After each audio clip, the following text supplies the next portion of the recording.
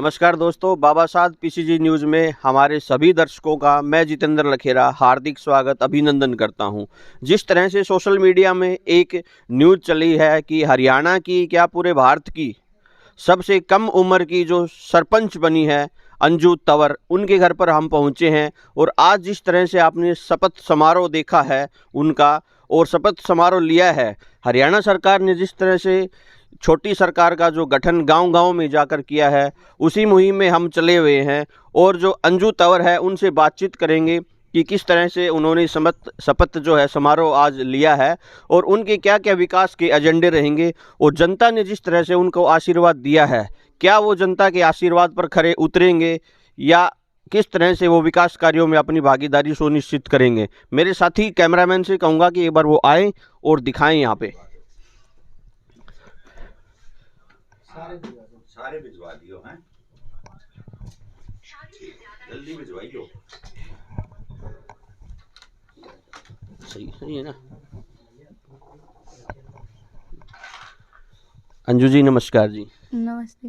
PCG news की तरफ से आपको बधाई हो। आप हरियाणा क्या पूरे भारत की सबसे कम आयु की जो सरपंच नियुक्त हुई हो, उसके लिए आपको बधाई हो।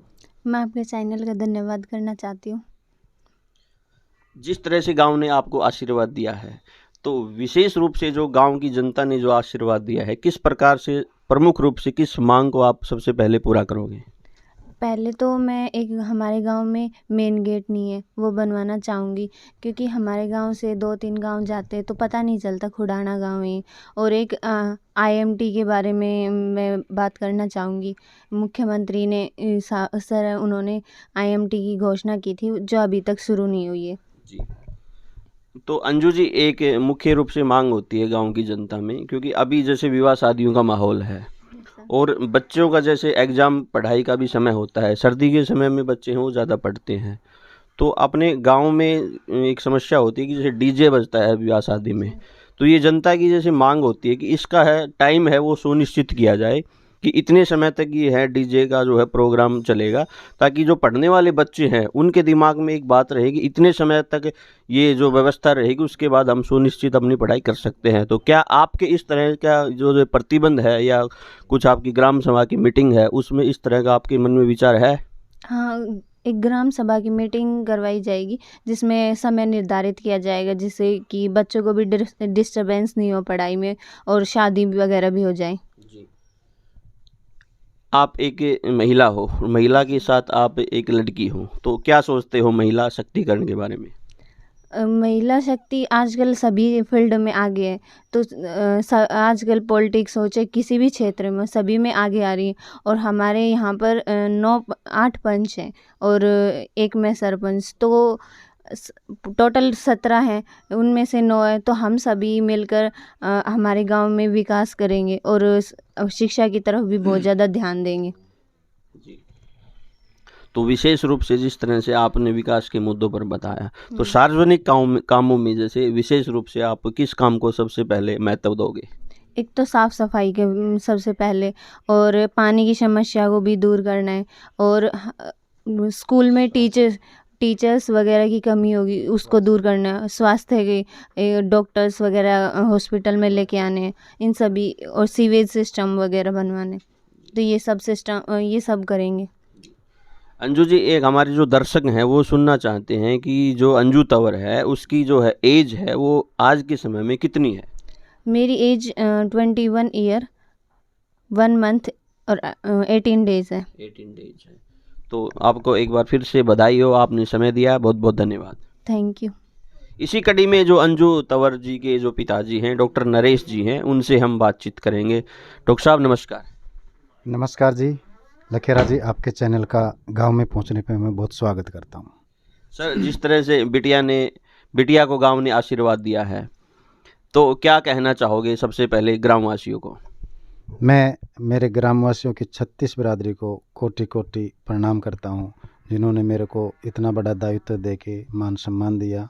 तो मैं पूरे गांव को ये आश्वासन दिलाता हूं कि मैं दी हुई जिम्मेवारी को निष्ठा से निभाऊंगा। सर, आपके मन में कोई विचार आया हो, जैसे बेटी की पढ़ाई है, बेटी पढ़ाई करेगी, ये सार्वजनिक कामों में किस तरह से मैनेजमेंट करेंगी, तो इस तरह की जो चीज़ें हैं वो कहाँ से आपके डेवलप आई कि अपनी बेटी को जो है वो बेटियों को भी आगे लेके चलें और महिलाओं को भी आगे लेके चलें, और विकास कार्य तो आपको करवाने ही करवाने हैं, तो इस तरह की दिमाग में कहाँ से उत्पत्ति हुई आपके? ऐसा है लखेरा जी भाई, रिजर्व सीट थी महिला, तो गुड़िया को पढ़ाई तो चल ही रही है, बीएमएस में भी एडमिशन कराया, क्लासेस शुरू नहीं हुई हैं, लेकिन ये बात की तो बोल दिया इन्होंने कि मैं मैनेज कर लूँगी, और कर भी लेंगी। कैपेसिटी होनी चाहिए काम करने की। वन टाइम कई कई काम करने पड़ते हैं आदमियों को, तो करने भी चाहिए, तो वो कर लेंगे। तो सर, जो आप भी अपने जो बेटी के पिता हो, तो मुख्य रूप से जो है लोगों की, जनता की निगाहें आपके ऊपर रहेंगी, तो जनता के भरोसे पर आप किस तरह से खरे उतरोगे? बिल्कुल जी, जनता ने जो विश्वास जताया है, बिल्कुल 100% खरे उतरेंगे। आपको बता देता हूँ जी आपके चैनल के माध्यम से कि जैसे पूरे भारत में गुड़िया का नाम 1 नंबर पे छोटी उम्र में हुआ, ऐसे ही आपको बताता हूँ खुडाना का भी विकास में 1 नंबर पे नाम मिलेगा आने वाले भविष्य के निकट समय में।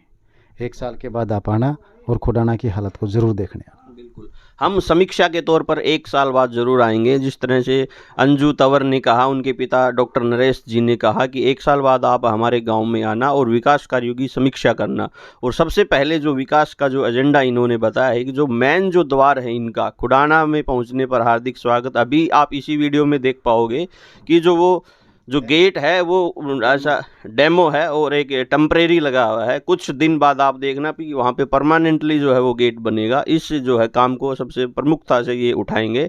तो इसी तरह की हम समीक्षा करते रहेंगे गांव में, और गांव के विकास कार्यों को हम ऐसे ही दिखाते रहेंगे। आज शपथ समारोह आपने देखा, अनेकों शपथ समारोह आपने देखे होंगे और देखते भी रहेंगे।